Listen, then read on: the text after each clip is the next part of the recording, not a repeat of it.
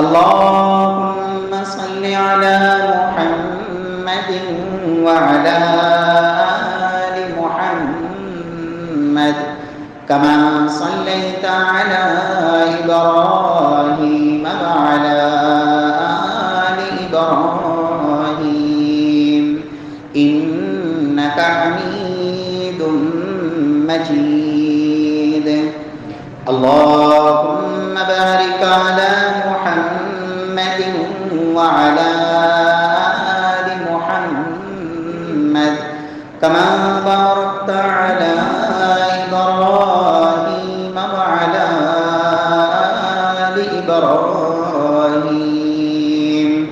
إنك حميد مجيد. اللهم انفعنا بما علمتنا وعلمنا ما ينفعنا وزدنا علما. رب اشرح لي صدري ويسر لي أمري واحلل عقدة من لساني يفقهوا قولي. أعوذ بالله السميع العليم من الشيطان الرجيم من همزه ونفخه ونفسه. بسم الله الرحمن الرحيم. ومن يشاقق الرسول من بعد ما تبين له الهدى ويتبع غير سبيل المؤمنين نوله ما تولى ونصله جهنم وساءت مصيرا.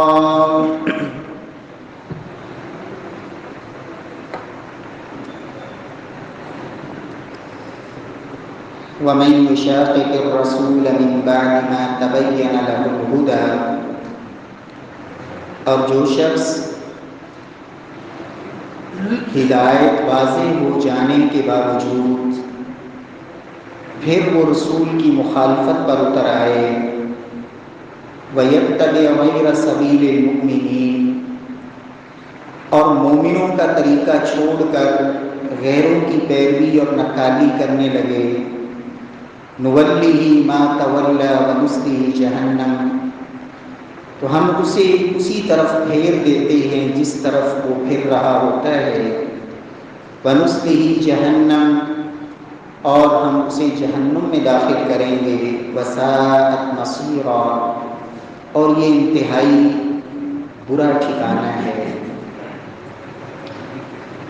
معزز سامعین کرام، محترم بھائیوں، بزرگوں، دوستوں، معززات ماؤں اور بہنوں، دین اسلام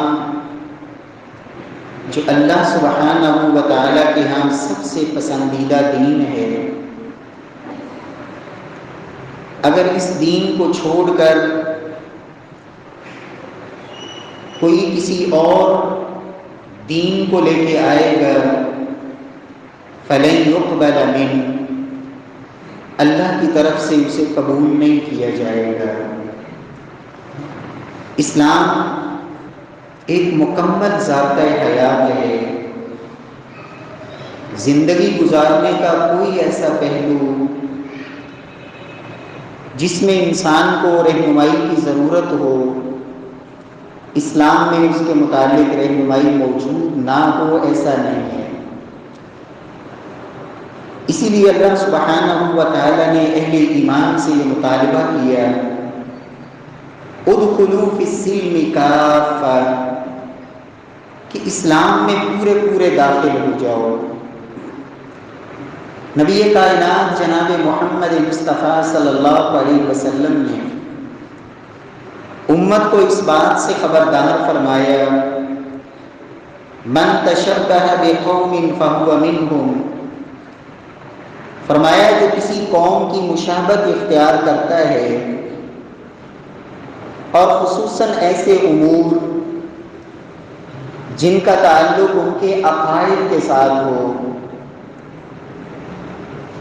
عقیدہ انسان وہ اختیار کر لے جو مسلمانوں سے ہٹ کے دوسروں کا ہے۔ وَلَن تَرْضَىٰ عَنكَ الْيَهُودُ وَلَا النَّصَارَىٰ حَتَّىٰ تَتَّبِعَ مِلَّتَهُمْ۔ اللہ تعالیٰ نے دو ٹوک فرما دیا کہ یہ یہودی، یہ عیسائی، یہ غیر مسلم کبھی بھی آپ سے خوش اور راضی نہیں ہو سکتے حَتَّىٰ تَتَّبِعَ مِلَّتَهُمْ، جب تک کہ تم اپنا دین چھوڑ کر ان کے دین کو اختیار نہ کر لو۔ جو مرضی کر لو، جب تک ان کے دین میں شامل نہیں ہو جاؤ گے وہ کبھی بھی تم سے راضی نہیں ہوں گے۔ رسول اللہ صلی اللہ علیہ وسلم نے تو ان کی مشاہبت تک سے منع فرمایا۔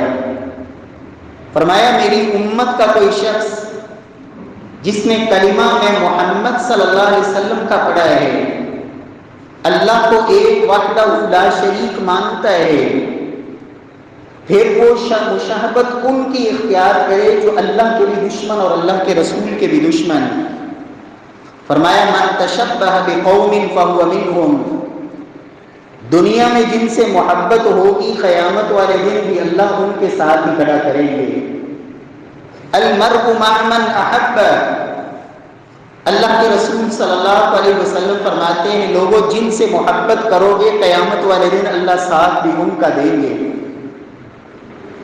پیارے بھائیوں، عقائد کی بات ہو، اسلام نے مسلمانوں کو یہ سبق دیا کہ مسلمانوں غلو کرنا، مبالغہ آرائی کرنا، کسی کی شان کو اس کے مقام اور مرتبے سے بڑھا کر کسی اللہ کے ولی کو، کسی صحابی کو نبی سے بڑھا دینا اور نبی کی شان میں اتنا مبالغہ کرنا کہ اسے خدا کے رتبے تک پہنچا دینا۔ فرمایا مسلمانوں، یہ مسلمانوں کا کام نہیں، یہ تو یہودیوں عیسائیوں کا کام تھا۔ اللہ تعالیٰ نے خبردار کیا، اللہ کے نبی نے خبردار کیا، فرمایا لوگوں میری شان میں اس طرح مبالغہ آرائی نہ کرنا، غلو نہ کرنا۔ عقائد میں بھی آپ نے رہنمائی فرمائی، بات تہوار کی ہو، جشن کی ہو، کوئی مخصوص دن منانے کی ہو، نبی کائنات صلی اللہ علیہ وسلم نے اس حوالے سے بھی مسلمانوں کو یہ سبق دیا ہے کہ مسلمانوں غیر مسلموں کے تہواروں کو جب منانے لگ جاؤ گے تو اپنا تشخص تمہارا وہ ختم ہو جائے گا، تمہاری پہچان ختم ہو جائے گی۔ مسلمانوں دوسروں کے جو تہوار ہیں، والذین لا یشہدون الزور، جو ایمان والے ہوتے ہیں وہ ایسی محفلوں میں شامل نہیں ہوتے جہاں اللہ کے دین کا مذاق اڑایا جائے، جہاں شریعت مطہرہ کی مخالفت کی جائے۔ ایمان والے ایسی جگہوں پر نہیں جایا کرتے، ایسے تہواروں میں شرکت نہیں کرتے۔ اسی طرح عادات کے اندر، اخلاقیات کے اندر رسول اللہ صلی اللہ علیہ وسلم نے مکمل رہنمائی فرمائی۔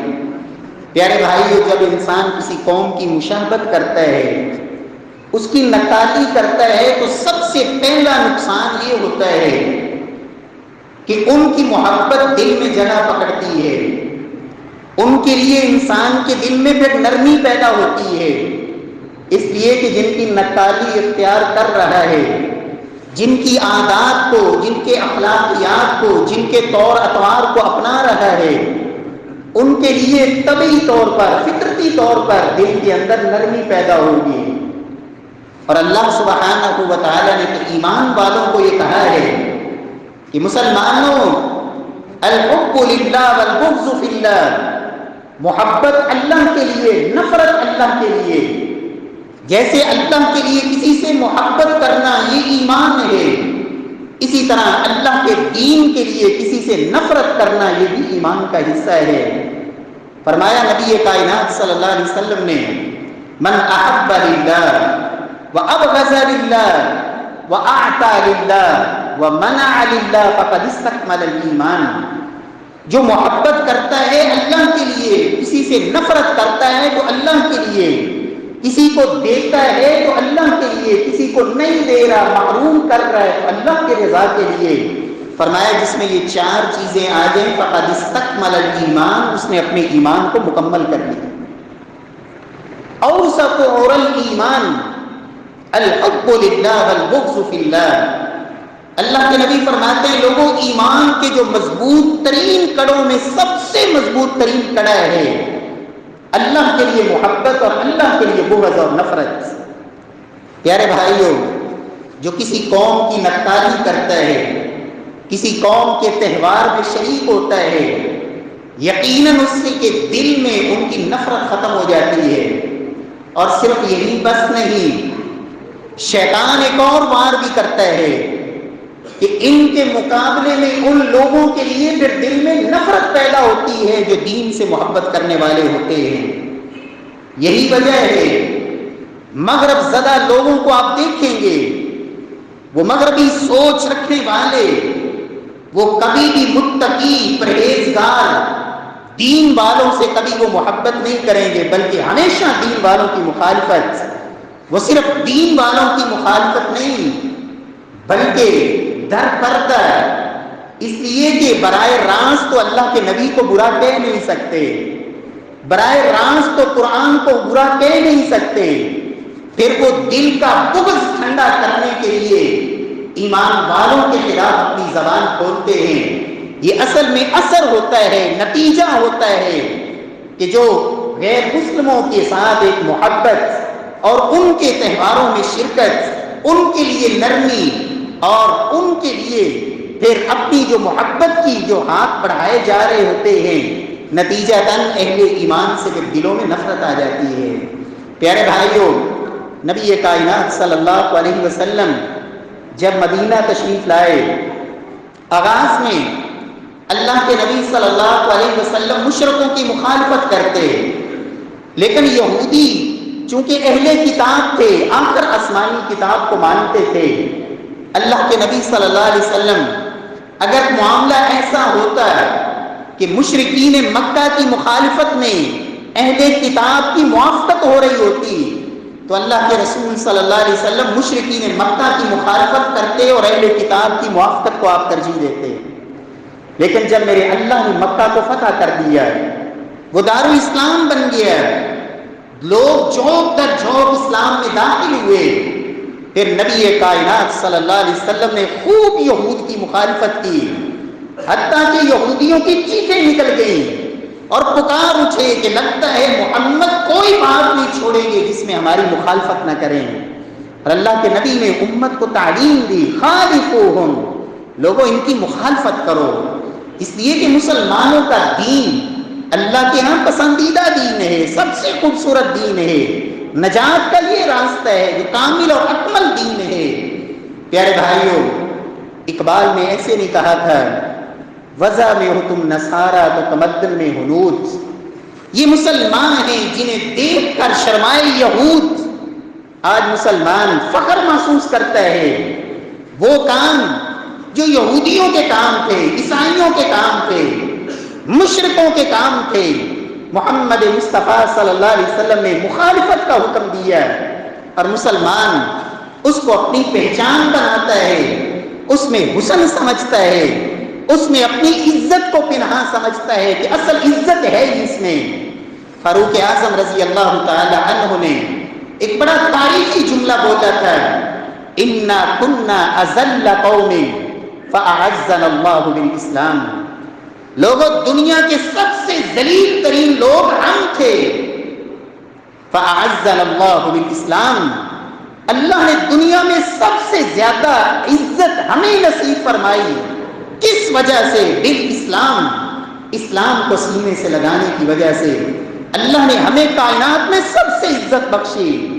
فَمَهْمَا نَطْلُبُ الْعِزَّ بِغَيْرِ مَا أَعَزَّنَا اللَّهُ أَذَلَّنَا اللَّهُ۔ امت مسلمہ یاد رکھنا، جب بھی تمہاری سوچ یہ بن جائے گی کہ عزت دین کی مخالفت میں ہے، عزت دین کو چھوڑنے میں ہے، عزت محمد مصطفیٰ کے طریقے سے روگردانی میں ہے، عزت غیر مسلموں کی نکالی میں ہے، ان کے طریقوں اور ان کی اطوار کو اور عادات کو اپنانے لگے، اذلنا اللہ، اللہ دوبارہ تمہیں ذلیل کر دے گا، پھر عزت کو ڈھونڈو گے۔ میرے پیارے بھائیوں، رب کائنات ہم سب کو توفیق دے کہ ہم اسلام والے ہیں اور اس بات پر فخر محسوس کریں کہ اللہ نے ہمیں دین اسلام کی نعمت سے نوازا ہے، اور یہ سب سے بڑی نعمت ہے۔ قرآن حکیم میں اللہ سبحانہ و تعالی نے اسے نعمت قرار دیا، الیوم اکملت لکم دینکم واتممت علیکم نعمتی ورضیت لکم الاسلام دینا۔ لوگوں، میں نے یہ نعمت تمہارے لیے مکمل کر دی، میں نے اسلام کو بطور مذہب تمہارے لیے پسند کر لیا۔ اللہ سبحانہ و تعالی ہمیں صحیح معنوں میں مسلمان بننے کی اللہ توفیق نصیب فرمائے۔ پیارے بھائیوں، اذ قال له ربه اسلم قال اسلمت لرب العالمین۔ مسلمان بننا اتنا آسان نہیں ہے۔ مسلمان بننے کا مطلب یہ ہوتا ہے کہ اپنے آپ کو اپنے رب کے سپرد کر دینا۔ میرا رب جو چاہے گا وہی ہوگا، میرے رب کا حکم ہوگا میں کر گزروں گا، میرے رب نے منع کر دیا میں رک جاؤں گا۔ مسلمان کی زندگی یہی ہے کہ وہ شریعت کے تابع رہ کے زندگی گزارتا ہے۔ اللہ سبحانہ و تعالی ہم سب کو توفیق نصیب فرمائے۔ پیارے بھائیوں، یہ زندگی بڑی مختصر ہے، رب کعبہ کی قسم زندگی بڑی مختصر ہے، لیکن آخرت وہ سفر بڑا طویل ہے۔ جو مر گیا فقد قامت قیامت۔ پیارے بھائیوں، یہاں زندگی 40 50 60 سال بڑی مختصر، لیکن جو فوت ہو گیا اب کب تک اس نے قبر میں، عالم برزخ میں، اور پھر جب میرا رب چاہے گا پھر وہ میدان محشر، وہ حشر، پھر وہ قبروں سے اٹھنا اور وہ حساب و کتاب کے مراحل، پھر وہ جنت اور جہنم، پھر وہ ہمیشہ کی زندگی۔ پیارے بھائیوں، دنیا کے اندر ہم دیکھتے ہیں وقتی لذت، چند لمحوں کا سرور، اس کے لیے اگر اندازہ یہ ہو کہ اس کے بعد یہ مشقت ہے، انسان وہ چند لمحوں کی اس لذت کو قربان کر دیتا ہے۔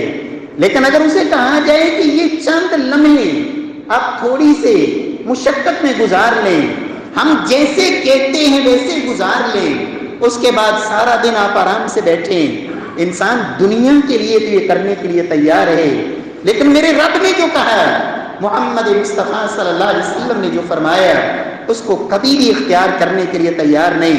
پیارے بھائیوں، نبی کائنات صلی اللہ علیہ وسلم نے یہودیوں کی، عیسائیوں کی اور غیر مسلموں کی مشابہت میں، نکالی میں کچھ چیزیں ایسی ہیں باقاعدہ نام لے کر آپ نے ذکر کیا، لوگوں تم نے یہ کام نہیں کرنا، جن میں سب سے پہلی چیز آج ہر شخص نے، جس نے کچھ چند گز کی مسجد بنا لی، کہا میرا ایک نیا فرقہ، نئی جماعت، نیا گروہ، نئے عقائد، نئے نظریات۔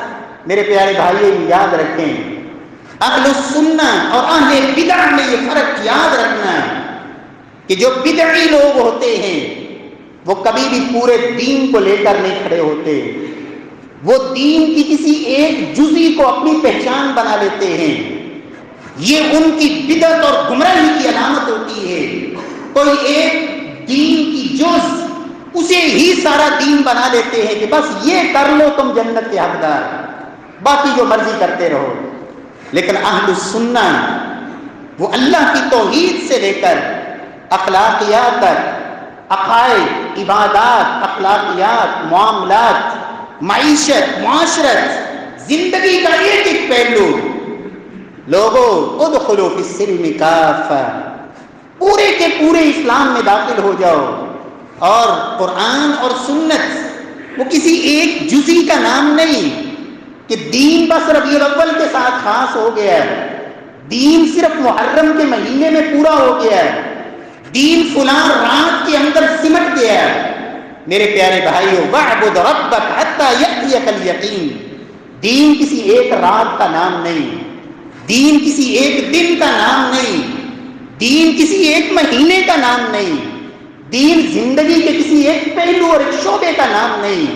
پیارے بھائیو، مسلمان کا مطلب یہ ہے اس کا دن بھی مسلمان، اس کی رات بھی مسلمان، اس کی خوشی بھی مسلمان اور اس کی غمی میں بھی وہ مسلمان، اپنے کاروبار کے اندر اپنی دکان پہ بیٹھے ہیں وہ پھر بھی مسلمان، وہ رب کے گھر کے اندر ہے وہ پھر بھی مسلمان، گھر میں شادی کا موقع ہے وہ پھر بھی مسلمان، گھر میں فوتگی ہو گئی ہے، کوئی رخصت ہو رہا ہے وہ پھر بھی مسلمان، وہ ہر چیز میں محمد مصطفیٰ صلی اللہ علیہ وسلم کے طریقے کو اختیار کرتا ہے۔ رب العالمین ہم سب کو توفیق بخشے۔ اللہ کے رسول نے فرمایا تھا، لوگوں یہودی 72 فرقوں میں بٹے، میری امت کے لوگوں تم اسی تفرقہ بازی میں نہ پڑنا، اس لیے کہ فرمایا تم بھی اگر ایسے فرقوں میں بٹو گے گمراہ ہو جاؤ گے، فرمایا نجات ما انا علیہ و اصحابی، لوگوں جس پہ میرا اور میرے صحابہ کا عمل ہے، جس پہ میں اور میرے صحابہ ہیں، یہی ایک نجات کا راستہ ہے، باقی یہ ساری گمراہی کے راستے ہوں گے۔ اور وہ کیا تھا؟ اللہ کے نبی نے فرمایا ترکت فیکم امرین لن تضلوا ما تمسکتم بہما کتاب اللہ و سنتی، لوگوں 2 چیزیں تمہیں دے کے جا رہا ہوں، جب تک ان کو مضبوطی سے تھامے رہو گے کبھی گمراہ نہیں ہوگے، ایک اللہ کی کتاب قرآن حکیم ہے اور ایک میری سنت ہے، جب تک اس پہ قائم رہو گے نجات پہ رہو گے۔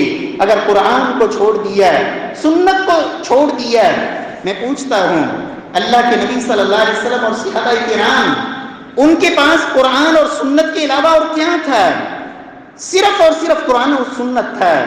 تیرے پیارے بھائیوں، اگر تمام صحابہ قرآن اور سنت پہ عمل کر کے نجات پا سکتے ہیں تو میں اور آپ کیوں نہیں اس راستے کو اختیار کر کے نجات پا سکتے؟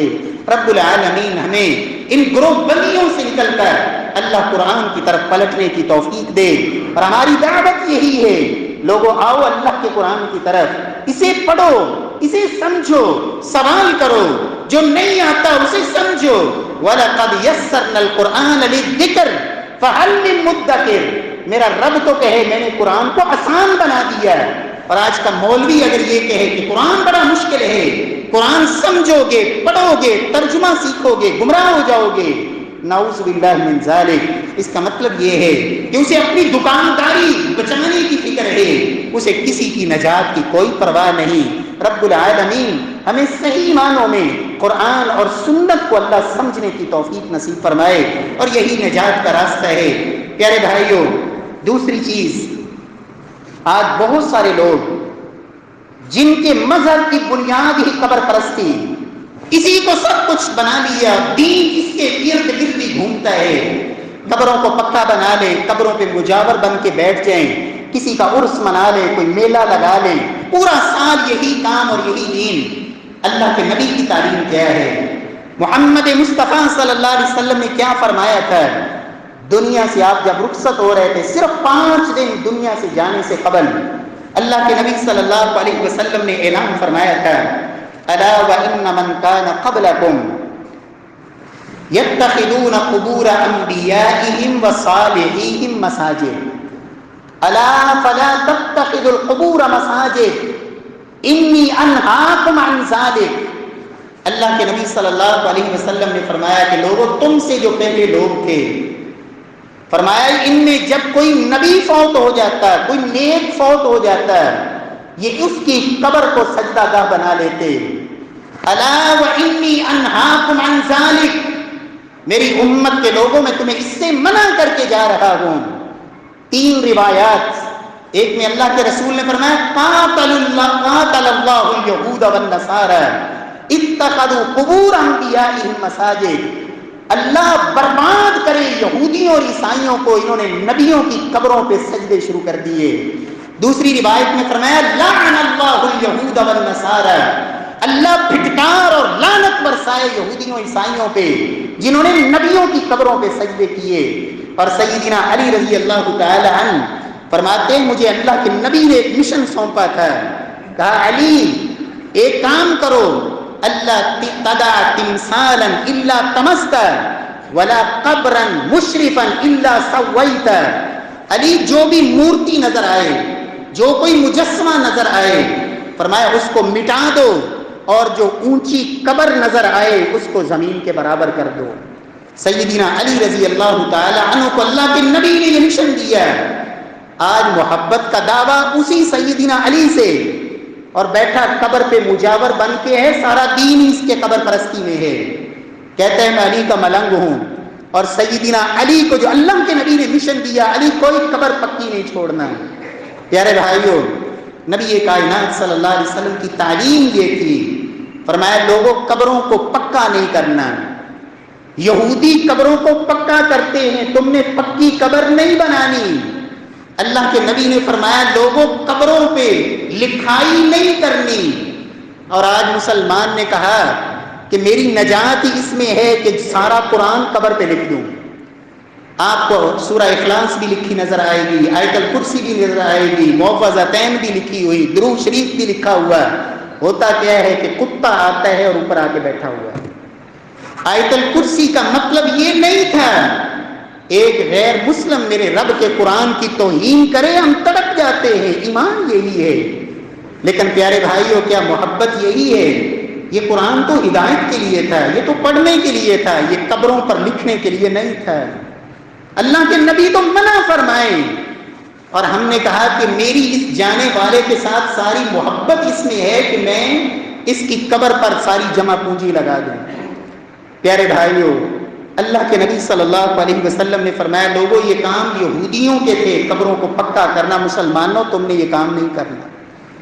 اللہ رب العزت ہم سب کو محفوظ فرمائے، اللہ رب العزت ہدایت نصیب فرمائے۔ پیارے بھائیوں، تیسری چیز نبی کائنات صلی اللہ علیہ وسلم نے عورتوں کو فرمایا تھا مسلمانوں بے پردگی یہ یہودیوں کا کام ہے۔ اللہ قرآن میں کہتے ہیں وَلَا تَبَرَّجْنَ تَبَرُّجَ الْجَاهِلِيَّةِ الْأُولَى، اے مسلمان عورتوں وَقَرْنَ فِي بُيُوتِكُنَّ، تم نے گھروں میں قرار پکڑنا ہے، اللہ نے تمہاری عزت کا تحفظ کیا ہے۔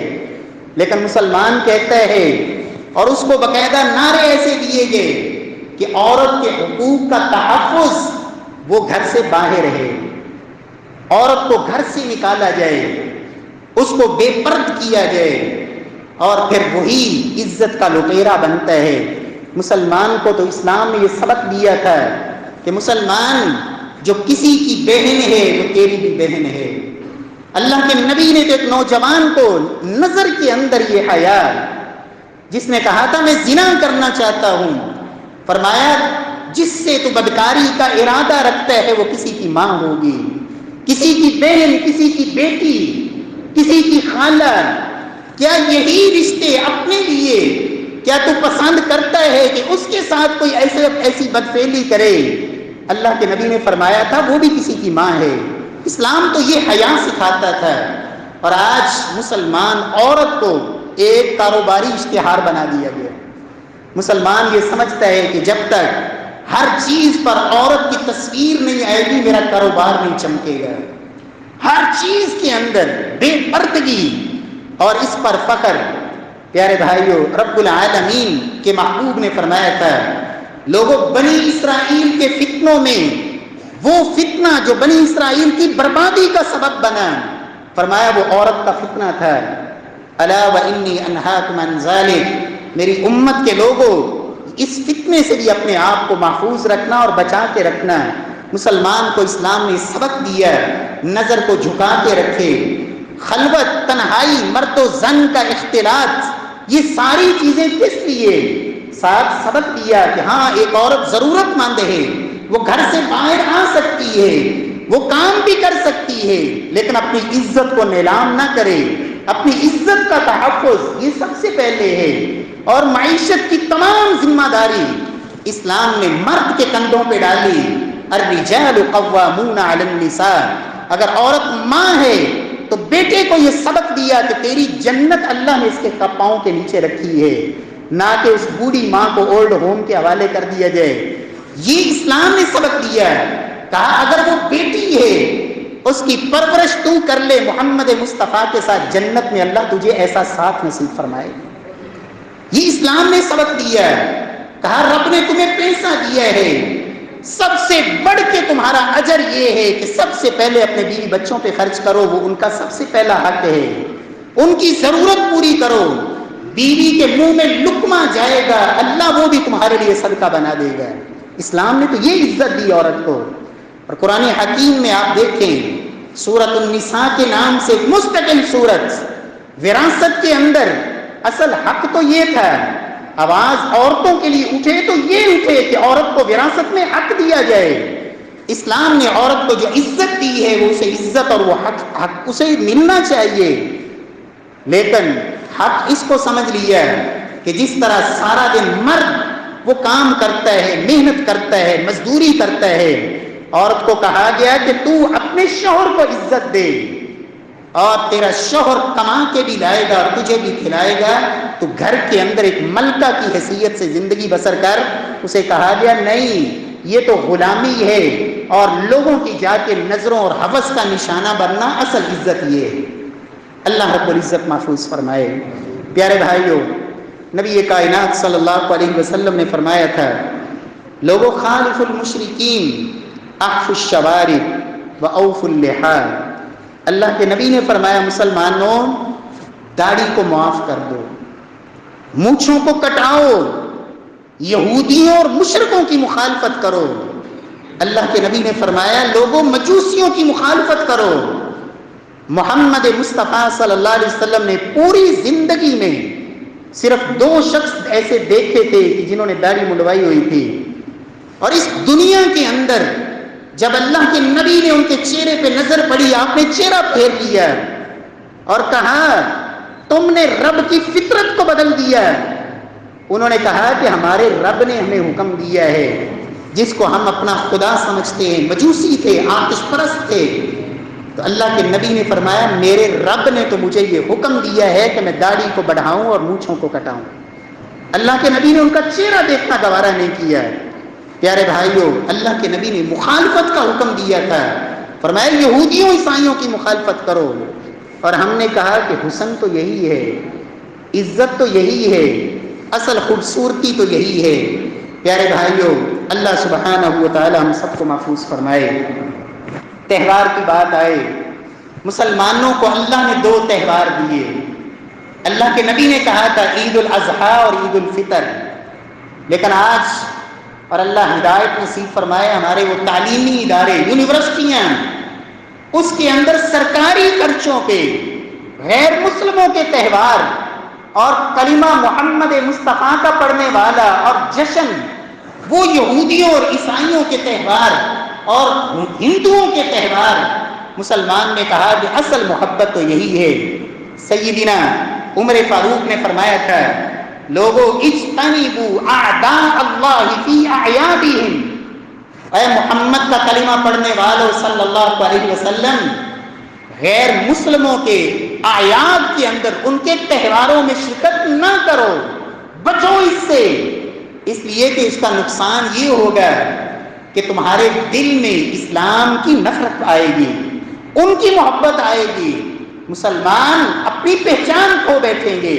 اللہ سبحانہ و تعالی ہمیں توفیق دے، ہم دین اسلام میں عزت محسوس کریں، دین پہ عمل میں فخر محسوس کریں، دین کو سینے سے لگا کے اس میں اپنی نجات سمجھیں، اور کل قیامت والے دن محمد مصطفیٰ صلی اللہ علیہ وسلم کے حوض پر جب آپ سے ملاقات ہو، آپ بھی دیکھ کے خوش ہوں کہ میرا امتی ہے، اسے آنے دو، اور اللہ رب العزت ہم سب کو جناب رسول اللہ صلی اللہ علیہ وسلم کی شفاعت نصیب فرمائے، اور اس دین کو اللہ سینے سے لگانے کی توفیق دے جو اصل اللہ کے ہاں پسندیدہ دین ہے، جس کی رہنمائی زندگی کے ہر شعبے میں موجود ہے۔ اللہ سبحانہ و تعالی عمل کی توفیق بخشے۔ واقول قولی ھذا وآخر دعوانا الحمد